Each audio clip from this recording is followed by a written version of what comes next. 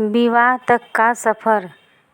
प्यार से विवाह तक का सफ़र इतना लंबा होगा, उन्होंने सोचा न था। दो युवा दिलों ने दाम्पत्य जीवन के सपने संजोए शुरू कर दिए थे, लेकिन इंतजार की घड़ियां बढ़ती ही जा रही थी। मुझे गुमसुम और उदास देखकर माँ ने कहा, क्या बात है रति, तू इस तरह मुंह लटकाए क्यों बैठी है? कई दिन से मनोज का भी कोई फोन नहीं आया। दोनों ने आपस में झगड़ा कर लिया क्या? नहीं माँ, रोज रोज क्या बात करें। कितने दिनों से शादी की तैयारी कर रहे थे, सब व्यर्थ हो गई। यदि मनोज के दादाजी की मौत न हुई होती तो आज तेरी शादी को 15 दिन हो चुके होते।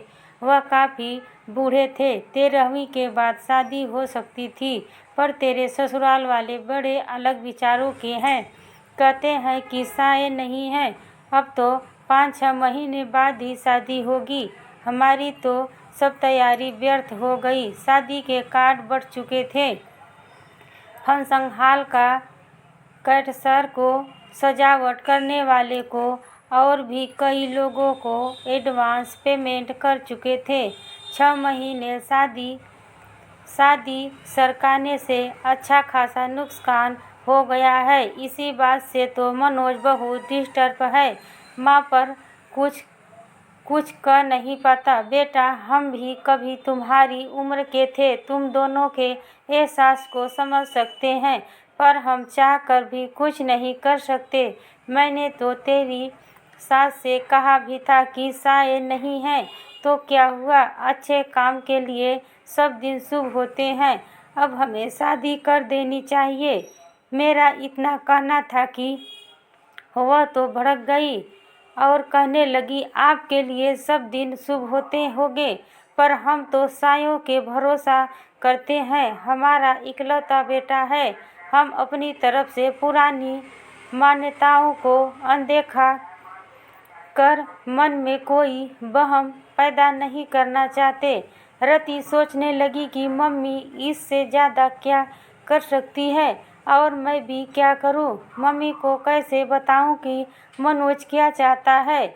नर्सरी से इंटर तक हम दोनों साथ साथ पढ़े थे, किंतु दोस्ती इंटर में आने के बाद ही हुई थी। इंटर के बाद मनोज इंजीनियरिंग करने चला गया और मैंने भी बीएससी में दाखिला ले लिया था। कॉलेज अलग होने पर भी हम दोनों छुट्टियों में कुछ समय साथ बिताते थे। बीच में फ़ोन पर बातचीत भी कर लेते थे, कंप्यूटर पर चैट हो जाती थी। एमएससी में आते ही मम्मी पापा ने शादी के लिए लड़का तलाशने की शुरुआत कर दी। मैंने कहा भी कि मम्मी एमएससी के बाद शादी करना, पर उनका कहना था कि तुम अपनी पढ़ाई जारी रखो, शादी कौन सी अभी हुई जा रही है, अच्छा लड़का मिलने में भी समय लगता है। शादी की चर्चा शुरू होते ही मनोज की छवि मेरी आंखों में तैर गई थी। यूँ हम दोनों एक अच्छे मित्र थे, पर तब तक शादी करने के वादे हम दोनों ने एक दूसरे से नहीं किए थे, साथ मिलकर भविष्य के सपने भी नहीं देखे थे। पर मम्मी द्वारा शादी की चर्चा करने पर मनोज का ख्याल आना, क्या इसे प्यार समझूं? क्या मनोज भी यही चाहता है? कैसे जानूं उसके दिल की बात? मुलाकात में मनोज से मम्मी द्वारा शादी की पेशकश के बारे में बताया तो वह बोला, इतनी जल्दी शादी कर लोगी? अभी तो तुम्हें 2 वर्ष एमएससी करने में ही लगेंगे। फिर कुछ सोचते हुए बोला था, सीधे सीधे बताओ, क्या मुझसे शादी करोगी? पर अभी मुझे सेटिंग होने में कम से कम 2-3 वर्ष लगेंगे। प्रसन्नता की एक लहर तन मन को छू गई थी। सच कहूँ मनोज, जब मम्मी ने शादी की बात की तो एकदम से मुझे तुम याद आ रहे थे। क्या यही प्यार है? मैं समझता हूँ यही प्यार है। देखो, जो बात अब तक नहीं कह सका था, तुम्हारी शादी की बात उठते ही मेरे मुंह पर आ गई और मैंने तुम्हें प्रपोज कर डाला। अब जब हम दोनों एक दूसरे से चाहत का इजहार कर ही चुके हैं तो फिर इस विषय में गंभीरता से सोचना ही नहीं होगा रति, तुम्हें अपने मम्मी पापा को इस शादी के लिए मनाना भी होगा। क्या तुम्हारे घर वाले मान जाएंगे? देखो, अभी तो मेरा इंजीनियरिंग का अंतिम साल है, मेरी कैट की कोचिंग भी चल रही है, उसकी भी परीक्षा देनी है। वैसे हो सकता है इस साल किसी अच्छी कंपनी में प्लेसमेंट मिल जाए, क्योंकि कॉलेज में बहुत सी कंपनियां आती हैं और जॉब ऑफर करती है। अच्छा ऑफर मिला तो मैं स्वीकार कर लूँगा और जैसे ही शादी की चर्चा शुरू होगी मैं तुम्हारे बारे में बता दूँगा।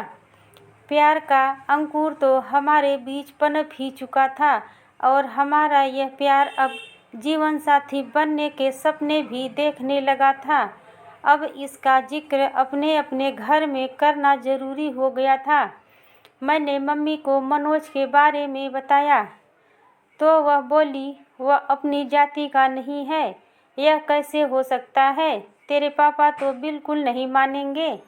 क्या मनोज के माता पिता तैयार हैं? अभी तो इस बारे में उससे घर वाले कुछ नहीं जानते।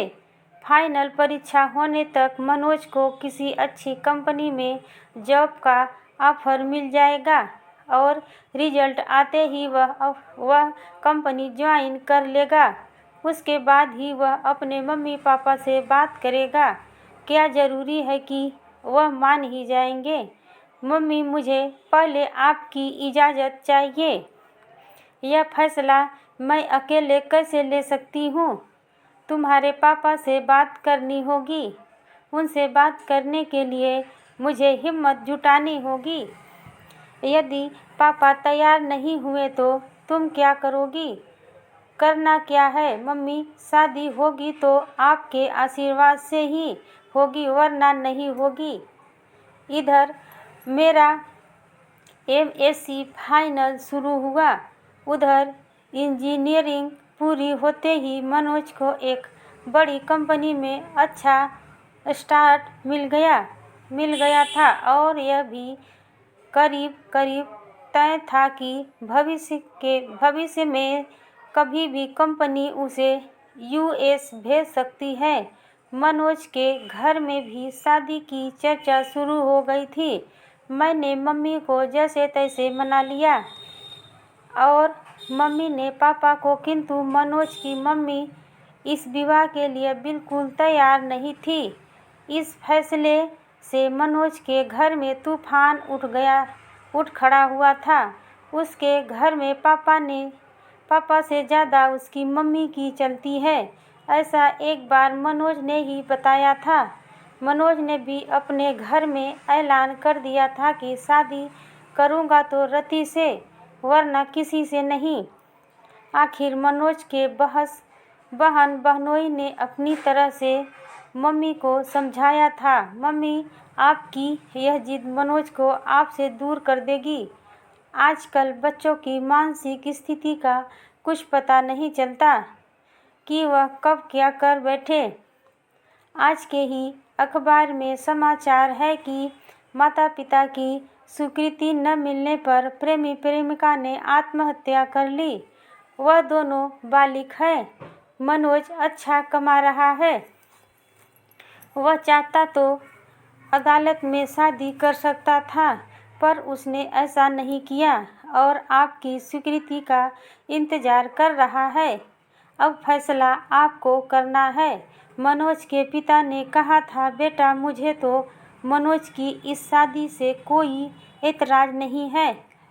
लड़की पढ़ी लिखी है, सुंदर है, अच्छे परिवार की है और सबसे बड़ी बात मनोज को पसंद है। बस हमारी जाति की नहीं है तो क्या हुआ, पर तुम्हारी मम्मी को कौन समझाए। जब सब तैयार हैं तो मैं ही उस उसकी दुश्मन हूँ क्या? मैं ही बुरी क्यों बनूँ? मैं भी तैयार हूँ। मम्मी का इरादा फिर बदले। इससे पहले ही मंगनी की रस्म पूरी कर दी गई थी। तय हुआ था कि मेरी एमएससी पूरी होते ही शादी हो जाएगी। मंगनी हुए 1 साल हो चुका था। शादी की तारीख भी तय हो चुकी थी।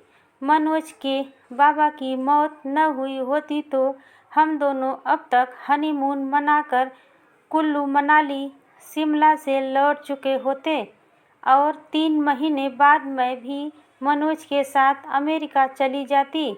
पर अब 6-7 महीने तक साए नहीं है, अतः शादी अब तभी होगी ऐसा मनोज की मम्मी ने कहा है।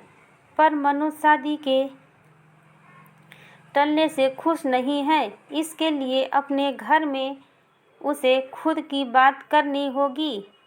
हाँ, यदि मेरे घर से कोई रुकावट होती तो मैं उसे दूर करने का प्रयास करती, पर मैं क्या करूं? माना कि उसके भी कुछ जज्बात हैं। 4-5 वर्षों से हम दोस्तों की तरह मिलते रहे हैं, प्रेमियों की तरह साथ साथ भविष्य के सपने भी बुनते रहे हैं, किंतु मनोज को कभी इस तरह कमज़ोर होते नहीं देखा। यद्यपि उसका बस चलता तो मंगनी के दूसरे दिन ही वो शादी कर लेता, पर मेरा फाइनल साल था इसलिए वह मन महसूस कर रह गया। प्रतीक्षा की लंबी घड़ियां हम कभी मिलकर कभी फोन पर बात करके काटते रहे। हम दोनों बेताबी से शादी का दिन इंतजार करते रहे। दूरी सहन नहीं होती थी। साथ रहने व एक हो जाने की इच्छा बदलती होती जाती थी। जैसे जैसे समय बीत गया रहा था, सपनों के रंगीन समुद्र में गाते लगाते दिन मंजिल की तरफ बढ़ते जा रहे थे। शादी के 10 दिन पहले हमने शिमला भी मिलना भी बंद कर दिया था कि अब एक दूसरे को दूल्हा दुल्हन के रूप में ही देखेंगे। पर विवाह के 7 दिन पहले बाबा जी की मौत हमारे सपनों के महल को धराशायी कर गई। बाबा जी की मौत का समाचार मुझे मनोज ने ही दिया था और कहा था बाबा जी को भी अभी ही जाना था। हमारे बीच की अंतहीन मरुस्थल का विस्तार है। लगता है अब अकेले ही अमेरिका जाना पड़ेगा। तुमसे मिलन तो गीत कृष्णा बन गया है। 13वीं के बाद हम दोनों गार्डन में मिले थे। वह बहुत भावुक हो रहा था। रति, तुमसे दूरी अब सहन नहीं होती। मन करता है तुम्हें लेकर अनजान जगह पर उड़ जाऊं, जहां हमारे बीच न समाज हो न परंपराएं हो, न ये रीति रिवाज हो। 2 प्रेमियों के मिलन में समाज के कायदे कानून की इतनी ऊंची बाड़ खड़ी कर रखी है कि उनकी सब्र की सीमा ही समाप्त हो जाए। चलो रति, हम कहीं भाग चलें।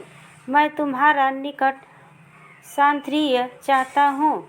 इतना बड़ा शहर है, चलो किसी होटल में कुछ घंटे साथ बिताते हैं। जो हाल मनोज का था वही मेरा भी था। एक मन कहता था कि अपनी खींची लक्षण रेखा को अब मिटा दे, किंतु दूसरा मन संस्कारों की पिन चुभो देता कि बिना विवाह यह ठीक नहीं। वैसे भी एक बार मनोज की इच्छा पूरी कर दी तो यह चाह फिर बार बार सिर उठाएगी। नहीं, यह ठीक नहीं। क्या ठीक नहीं रति? क्या तुमको मुझ पर विश्वास नहीं? पति पत्नी तो हमें बनना ही है। मेरा मन आज जिद पर आया है। मैं भटक सकता हूँ। रति, मुझे संभाल लो। गार्डन के एकांत झुटपुटे में उसने बाहों में भरकर बेतहाशा चूमना शुरू कर दिया था। मैंने भी आज उसे यह छूट दे दी थी ताकि उसका आवेग कुछ शांत हो, किंतु मनोज की गहरी सांसें और अधिक समा जाने की चाह मुझे भी बहकाए। उससे पूर्व ही मैं उठ खड़ी हुई। अपने को संभालो मनोज, यह भी कोई जगह है बहकने की। मैं भी कोई पत्थर नहीं, इंसान हूँ। कुछ दिन पहले को और संभालो। इतने दिन से अपने को संभाल ही तो रहा हूँ। जो तुम चाह रहे हो वह हमारी समस्या का समाधान तो नहीं है। स्याही समाधान के लिए अब हाथ पैर मारने होंगे। चलो, बहुत जोर से भूख लगी है। एक गर्मा गर्म कॉफ़ी के साथ कुछ खिला दो, फिर इस बारे में कुछ मिलकर सोचते हैं। रेस्टोरेंट में बैरे को ऑर्डर देने के बाद मैंने ही बात शुरू की। मनोज, तुम्हें अब एक ही काम करना है। किसी तरह अपने माता पिता को जल्दी शादी के लिए तैयार करना है, जो बहुत मुश्किल नहीं। आखिर वे हमारे शुभचिंतक हैं। तुमने उनके एक बार भी कहा कि शादी इतने दिन के लिए न टालकर अभी कर दें? नहीं, यह तो नहीं कहा। अब कह दो। कुछ पुराना छोड़ने और नए को अपनाने में हर एक को कुछ हिचक होती है। अपनी इंटरकास्ट मैरिज के लिए आखिर वह तैयार हो गए। न तुम देखना, बिना सायों के शादी करने को भी कह जरूरी मान जाएंगे। मनोज के चेहरे पर खुशी की एक लहर दौड़ गई थी। तुम ठीक कह रही हो रति, यह बात मेरे ध्यान में क्यों नहीं आई। खाने के बाद तुम्हें घर पर छोड़ देता हूँ। कोर्ट मैरिज की डेट भी तो पास आ गई है, उसे भी आगे नहीं बढ़ाने दूंगा। ठीक है, अब मैरिज वाले दिन कोर्ट में ही मिलेंगे। मेरे आज के व्यवहार से डर गई क्या? इस बीच फ़ोन करने की इजाज़त तो है या वह भी नहीं है? चलो, फ़ोन करने की इजाज़त देते तो रजिस्ट्रार के ऑफिस में मैरिज की फॉर्मेलिटी पूरी होने के बाद हम दोनों अपने परिवार के साथ बाहर आए तो मनोज के जीजाजी ने कहा, मनोज, अब तुम दोनों की शादी पर कानून की मुहर लग गई है। रति अब तुम्हारी हुई। जमाई बाबू इंडिया है। वह तो वीज़ा के लिए यह सब करना पड़ा है, वरना इसे हम शादी नहीं मानते। हमारे घर की बहू तो रति विवाह संस्कार के बाद ही बनेगी। मेरी मम्मी ने कहा। वह तो मजाक ही बात थी। मम्मी, अब आप लोग घर चले। मैं तो इस दोनों को पार्टी लेकर ही आऊँगा। होटल में खाने का ऑर्डर देने के बाद मनोज ने अपने जीजाजी से पूछा, जीजाजी, मम्मी तक हमारी फरियाद अभी पहुंची या नहीं? साले साहब, क्यों चिंता करते हो? हम दोनों हैं ना तुम्हारे साथ। अमेरिका आप दोनों साथ ही जाओगे। मैंने अभी बात नहीं की है। मैं आपकी इस कोर्ट मैरिज हो जाने का इंतज़ार कर रहा था। आगे मम्मी को मनाने की जिम्मेदारी आपकी बहन ने ली है। इससे भी बात नहीं बनी तो फिर मैं कमान संभालूंगा ना भैया। मैं मम्मी को समझाने की पूरी कोशिश करूंगी। हाँ, तू कोशिश कर ले। न माने तो मेरा नाम लेकर कह देना। आप अब शादी करो या न करो, भैया भाभी को साथ लेकर ही जाएंगे। वाह भैया, आज तुम सचमुच बड़े हो गए हो। आफ्टर ऑल अब मैं एक पत्नी का पति हो रहा हूँ। ओके भैया, अब हम लोग चलेंगे। आप लोगों का क्या प्रोग्राम है? कुछ देर घूम घाम कर पहले रति को उसके घर छोड़ूंगा, फिर अपने घर जाऊंगा। मेरे गले में बाहें डालते हुए मनोज ने शरारत से देखा। हाँ रति, अब क्या चाहती हो? तुम्हारे संस्कार मुझे पति मानने को तैयार है या नहीं? आंखें नचाते हुए, मैं चाहती अब तुम 90% मेरे पति हो। 90% मेरे पति हो, यानी 10% की अब भी कमी रह गई है। नमस्कार।